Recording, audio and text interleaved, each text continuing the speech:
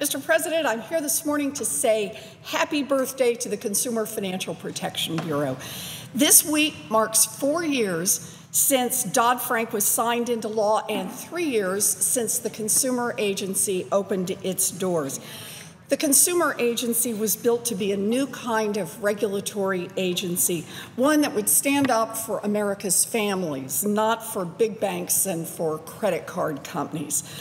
Now, the Consumer Agency was not popular with big banks and their friends here in Washington. The financial services industry spent more than $1 million a day fighting tooth and nail against financial reforms, and they vowed to kill the Consumer Agency before it was ever born.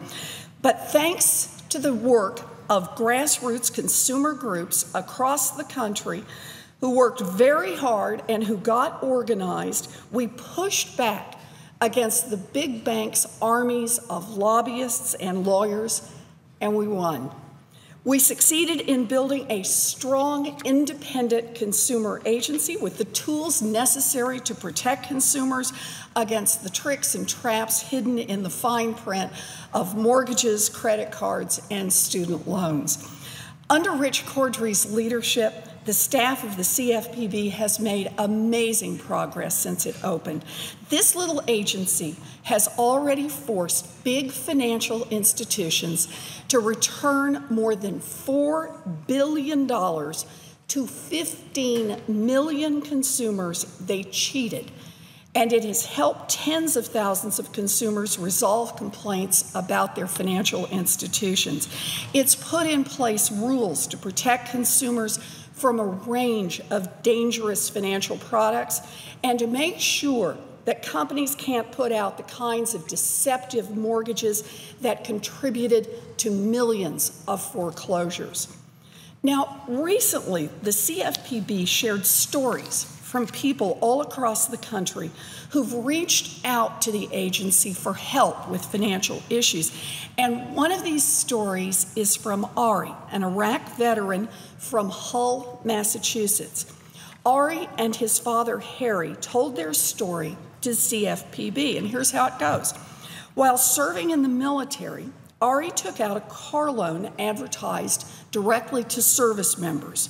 The dealership promised that Ari that he would be able to afford the loan, but after Harry read the fine print, he figured out that this was a terrible deal.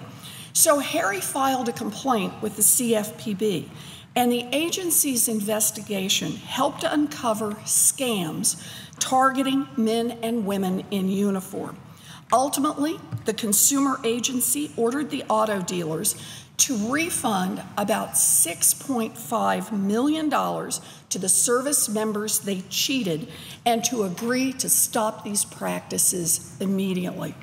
You know, this is just one example of how people are fighting back using the tools of the Consumer Financial Protection Bureau.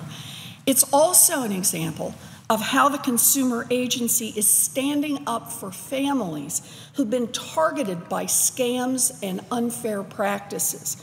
Together, families and the agency are starting to clean up the market for consumer credit. Sure, there's a lot left to do. The Consumer Agency still has important rules to put in place regarding payday lending, debt collection, and arbitration clauses. The biggest banks are dramatically bigger than they were during the financial crisis, and there's still too much risk in our system and too much need for reform. We need to keep pushing for changes that will make our financial system more stable and more secure, to protect consumers and to keep our economy safe. But stories like Ari and Harry's show that the Consumer Agency works and that the agency empowers people. In a badly tilted financial marketplace, the agency is giving consumers a fighting chance. This week is an opportunity to highlight these accomplishments and a reminder of how we can make Washington work for families all across this country.